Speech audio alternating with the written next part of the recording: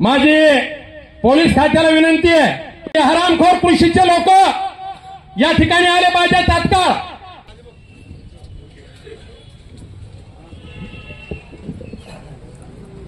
आजच्या या धरणे आंदोलनाच्या निमित्तानं माझा आवाज जर तालुक्याच्या कृषी कार्यालयापर्यंत जात असेल, जाफराबाद, टेंभुर्णी आणि कुंभारदरी या तिन्ही मंडळाचे मंडळ अधिकारी घेऊन तालुक्याच्या कृषी अधिकाऱ्यांना या तहसीलच्या प्रांगणामध्ये निवेदन स्वीकारते वेळेस या ठिकाणी आलं पाहिजे की तालुक्यामध्ये आपण पाऊस मोजण्याचं जे पर्जन्यमापक यंत्र आहे ते आम्हाला या ठिकाणी तुम्ही समजून सांगितलं पाहिजे। माझी पोलीस खात्याला विनंती आहे, जर कृषी विभागाचे लोक या ठिकाणी आले नाही तर मी सर्व जमाव शेतकऱ्यांचा घेऊन कृषी ऑफिसमध्ये जाईल आणि मात्र ती परिस्थिती माझ्या हातात राहणार नाही। त्यामुळे विनंती आहे की हरामखोर कृषीचे लोक या ठिकाणी आले पाहिजे तात्काळ। आजच्या या राष्ट्रवादी काँग्रेस शरदचंद्र पवार पक्षाच्या धरणे आंदोलनाच्या निमित्तानं या ठिकाणी उपस्थित झालेले आमचे नेते माजी आमदार आदरणीय चंद्रकांतांना दानवे, भोकरदन तालुक्याचे राष्ट्रवादी काँग्रेस पक्षाचे तालुका अध्यक्ष रमेश सेठ सपकाळ, उद्धव बाळासाहेब ठाकरे पक्षाचे नेते श्री जनार्दनजी झोरे, काँग्रेस पक्षाचे जिल्ह्याचे उपाध्यक्ष श्री ज्ञानेश्वर पाटील शिंदे, राष्ट्रवादी शिक्षक संघटनेचे तालुका अध्यक्ष श्री शेवत्रे सर, जाफराबाद शहराचे माजी नगराध्यक्ष आदरणीय संजयजी लहाने, आदरणीय सौदभाई, राष्ट्रवादी काँग्रेसचे तालुक्याचे उपाध्यक्ष रघुनाथ आबा पंडित, राष्ट्रवादी युवक काँग्रेसचे तालुका अध्यक्ष नितीन पाटील शिवणकर, राष्ट्रवादी सामाजिक न्याय विभागाचे तालुका अध्यक्ष प्रदीप मगाडे, राष्ट्रवादी काँग्रेसच्या ओबीसी सेलचे तालुका अध्यक्ष श्री विठ्ठलजी गोरे, सेवा दलाचे तालुका अध्यक्ष राजू पाटील जाधव, राष्ट्रवादी किसान सभेचे तालुका अध्यक्ष उत्तम मामा उगले, बाबासाहेब पाटील जाधव, ऍडव्होकेट रामकृष्ण पाटील बनकर, जाफराबाद शहराचे शहराध्यक्ष साबेद भैया चाऊस, मार्केट कमिटीचे संचालक गणेश बापू चव्हाण, टेंभुर्णीचे शहराध्यक्ष राजू करवंदे, राष्ट्रवादी काँग्रेसचे गटनेते मुजीब सर, पंचायत समितीचे सदस्य प्रभाकर पाटील आवकाळे, सामाजिक न्यायाचे राऊत साहेब, कौतिकराव राऊत, सर्वच जण मान्यवर आहे। प्रत्येकाचं नाव घेऊ शकतो परंतु वेळ कमी आहे।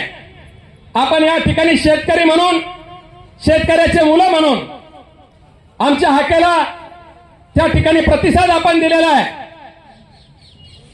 कारण अतिवृष्टी या संपूर्ण जाफराबाद तालुक्यात झाली, परंतु जाफराबाद तालुक्यातल्या 3 मंडळ जाफराबाद, कुंभारदरी आणि टेंभुर्णी हे तिन्ही मंडळ ओल्या दुष्काळातून म्हणजे अतिवृष्टीमधून त्या ठिकाणी वगळलेले आहे आणि जे मंडळाचा समावेश झालेला आहे त्या मंडळाच्या शेतकऱ्याच्या सुद्धा खात्यावर अद्यापपर्यंत मदत जमा झालेली नाहीये।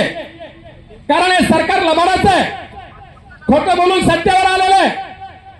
म्हणून या सरकारला ज्या कार्यालयासाठी आणि या संपूर्ण प्रशासकीय व्यवस्थेच्या विरोधात आपण या ठिकाणी धरणे आंदोलनाला सामोरं जात आहोत। मित्रांनो, गेल्या 3 दिवसापासून सातत्याने तालुक्यातून फोन येत होते की आपण आंदोलन केलं पाहिजे, आपण आंदोलन केलं पाहिजे।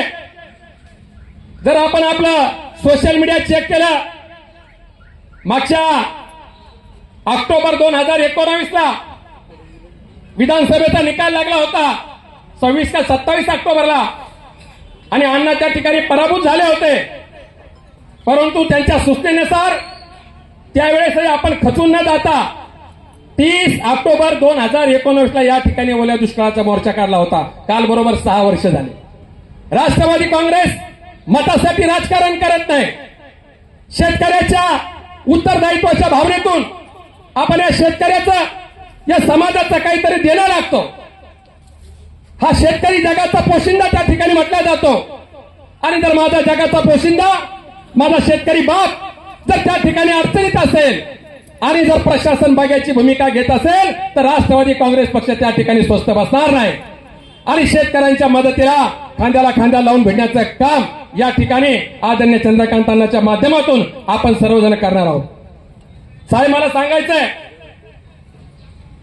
कुंभारदरीच्या कृषी मंडळामध्ये गोंधनखेडा, कुंभारदरी, खानापूर, सावरगाव, मस्के, हिवरा, काबली, नळवीरा, भातोडी, नानखेडा, पापड, किनी, काळेगाव, ढोलखेडा, वरखेडा, फिरंगी, कातनेरा, सातेफळ, शिराळा, वाढोणा आणि जाफराबादच्या मंडळामध्ये जाफराबाद, रेपाळा, निमखेडा, बुद्रुक, पिंपळखुटा, आळंद, ब्रह्मपुरी, हनुमंतखेडा, मंगरूळ, रूपखेडा, बुद्रुक, कुंभारी, येऊळगाव, उगले,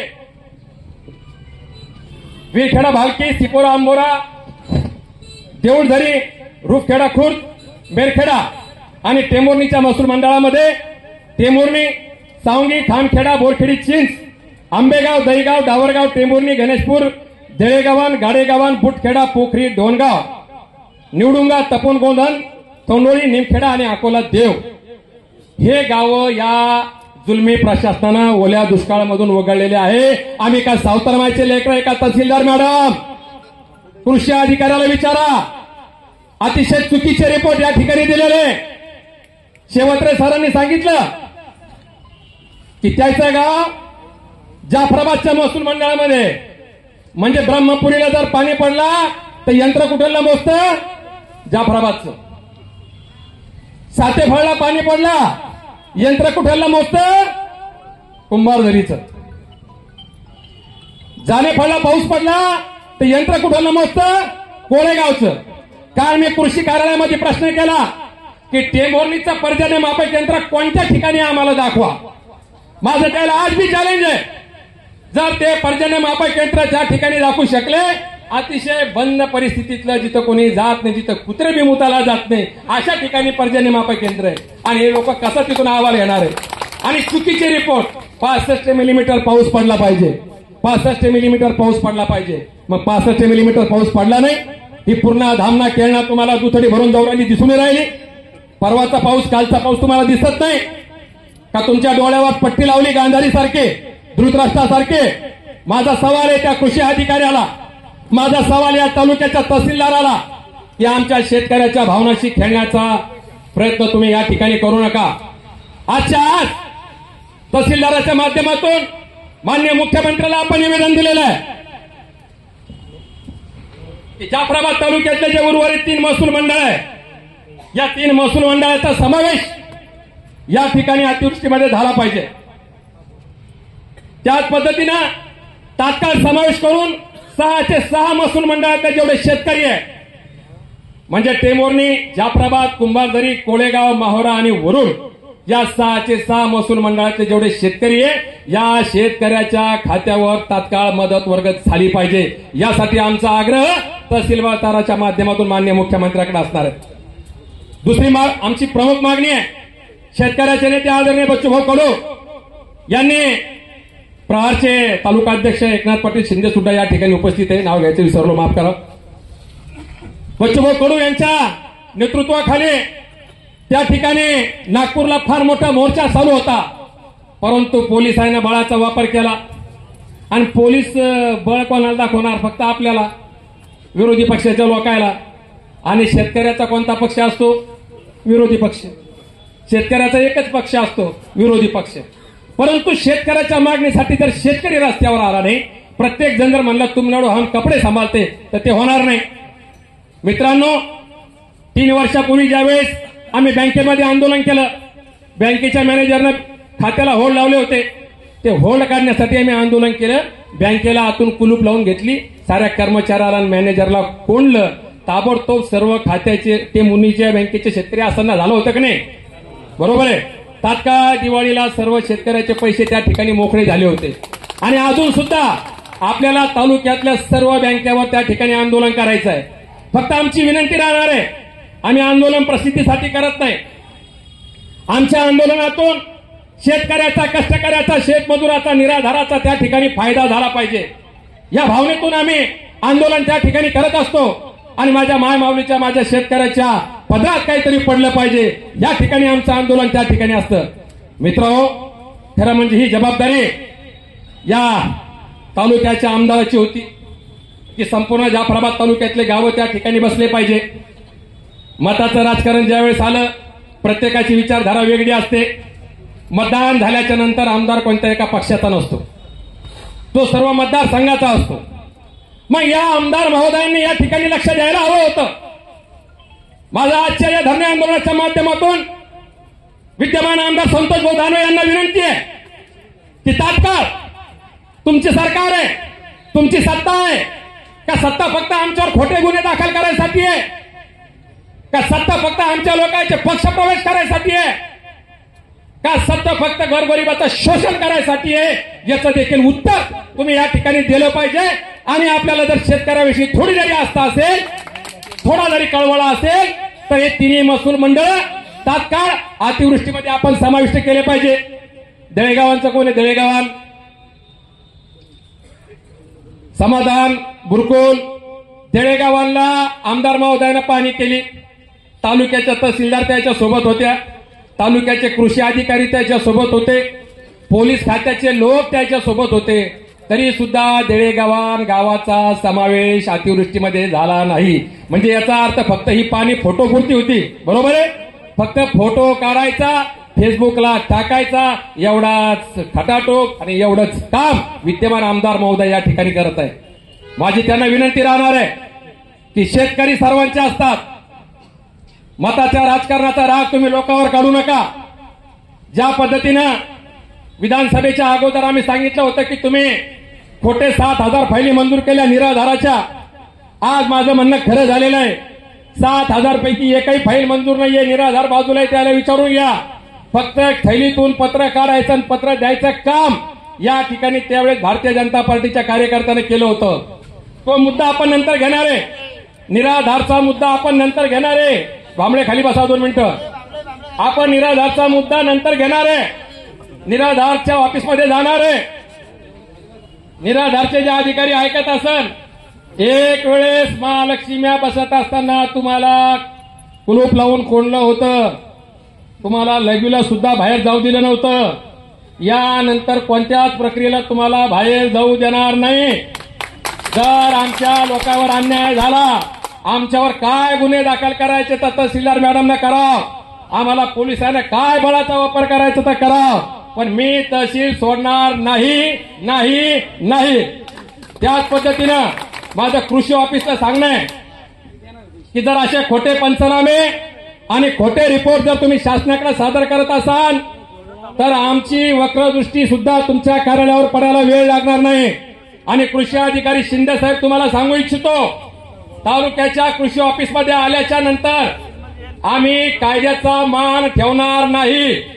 आम्ही शेतकऱ्याच्या प्रश्नासाठी तुम्हाला त्या ठिकाणी नागडे करायला सुद्धा मागे पुढे पाहणार नाही. याची दखल तुम्ही आजच्या या मोर्चाच्या निमित्तानं, आमच्या धरणे आंदोलनाच्या निमित्तानं घेतली पाहिजे. आणि पुन्हा दुसरा अजून सांगतो, सर्व आपल्या तालुक्यातील शेतकरी बांधव आलेले घरकुलासाठी फार मोठे पैसे घेण्यात चालले असं ऐकू राहिलं. बरोबर आहे का? 15,000, 20,000, 15,000, 20,000 असा रेट चालू आहे. बरोबर आहे? मुलगा म्हणतो की पैसे घेऊ नका. मग मुलगा जर म्हणतो पैसे घेऊ नका तर हे घरकुलवाले पैसे कोणाच्या भरोशावर घेऊ राहिले? जर आमदार महोदय म्हणते की पैसे घेऊ नका, तर मग घरकुलचे लोक पैसे कोणाच्या भरोशावर घेऊ राहिले याचं सुद्धा स्पष्टीकरण त्या ठिकाणी दिलं पाहिजे. आणि घरकुलच्या लोकांना बी सांगू राहिलो की जर सोमवारपर्यंत सर्व लाभार्थ्याच्या खात्यावर पहिला हप्ता, दुसरा हप्ता, तिसरा हप्ता, जो बी हप्ता पेंडिंग असेल तो जर पडला नाही तर माझं आंदोलन पंचायत समितीमध्ये कुलूप बंद राहील. माझ्यासोबत जे कार्यकर्ते येतील ते येतील. जोपर्यंत तुमच्या खात्यावर पैसे पडणार नाही तोपर्यंत मी पंचायत समिती सोडणार नाही. फक्त बनकर साहेब, ऍडव्होकेट बनकर, ऍडव्होकेट शिंदे, फक्त मागच्या वर्षीचे गारपिटीचे पैसे थांबून ठेवलेले आहे शेतकऱ्याचं असं सांगणं आहे. 35 शेतकरी डोल खेळायचे, तरी डोल खेळायची विचारधारा बदलत नाही. तरी डोलखेड्याची विचारधारा बदलत नाही. एवढा अन्याय, एवढा अत्याचार आहे. रस्त्यावर आम्ही तुमच्यासाठी भांडायला, पण तुमच्या विचारधारेमध्ये जर तुम्ही चेंज करणार नसाल तर मित्रांनो तुम्हाला हे नेहमी गृहीत धरतील. आणि हे नेहमी जर गृहीत धरले तर तुमचं आमचं नुकसान या ठिकाणी व्हायला वेळ लागणार नाही. अतिवृष्टी करून पाऊस जिंकला, अतिवृष्टी करून पाऊस जिंकला, शेतमालाचे भाव पाडून व्यापारी जिंकला, खोटे आश्वासनं देऊन सरकार जिंकलं आणि हातबाल झालेला शेतकरी फक्त इथं हरला. हरला का नाही हरला? कोण हरलं? शेतकरी हरला. शेतकऱ्याच्या तोंडाला कधीही पानं पुसायचंच काम चालू आहे. प्रत्येक पक्षानं आश्वासन दिलं होतं की सत्तेवर आल्यानंतर पहिल्या मिटिंगमध्ये कर्जमाफी, पहिल्या मिटिंगमध्ये कर्जमाफी केली. को कर्जमाफी?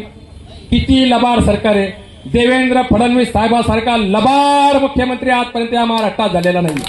लबाड सरकार आहे, लबाड मुख्यमंत्री आहे तर लबाड सरकार आहे. आणि सरकारचं काम असतं. तहसीलदार मॅडम, माझा आवाज जर तुमच्यापर्यंत येत असेल, शिंदे साहेब कृषी अधिकारी, माझा आवाज जर तुमच्यापर्यंत जात असेल, आणि या तालुक्याचे आमदार संतोष भाऊ दानवे, तुम्ही जर माझा व्हिडिओ पाहत असाल तर मी तुमच्यासाठी एक सांगतो की तुम्ही सर्व जनतेसाठी आहे.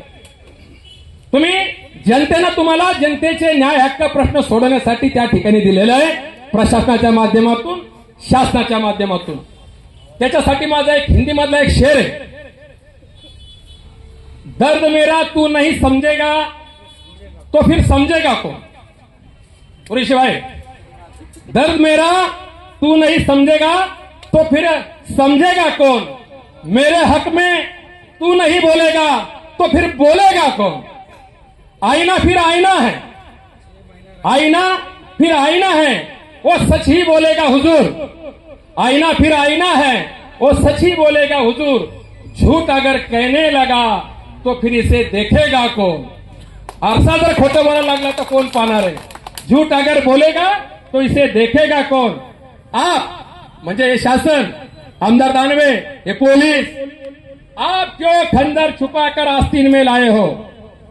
आप क्यों खंजर छुपा के आस्तीन में लाए हो.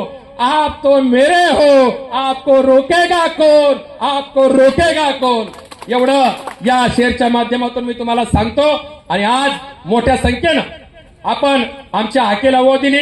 या धरणे आंदोलनासाठी आपण सामील झाला. एका तोडक्या मोडक्या निरोपावर आपण या ठिकाणी आलात, याबद्दल मी आपलं आभार यासाठी व्यक्त करणार नाही, कारण आभारात भार आहे म्हणून ऋण व्यक्त करतो. आणि असंच आम्ही पुकारलेल्या वाजवी प्रश्नासाठी, शेतकऱ्याचे असन, शेतमजुराचे असन, कामगाराचे असन, निराधाराचे असन, महिलाचे असन, सर्वांचे असन, विद्यार्थ्याचे असन, बेरोजगाराचे असन, या सर्वांच्या प्रश्नावर आम्ही त्या ठिकाणी आवाज उठवणार आहे. आणि आवाज उठवल्याच्या नंतर मात्र तुम्ही सर्वजण आमच्या सोबत त्या ठिकाणी आले पाहिजे, एवढी सुद्धा विनंती मी आपल्याला करतो. आणि यानंतर आदरणीय माजी आमदार चंद्रकांत अण्णा दानवे यांना विनंती करतो की त्यांनी आपल्याला मार्गदर्शन करावं.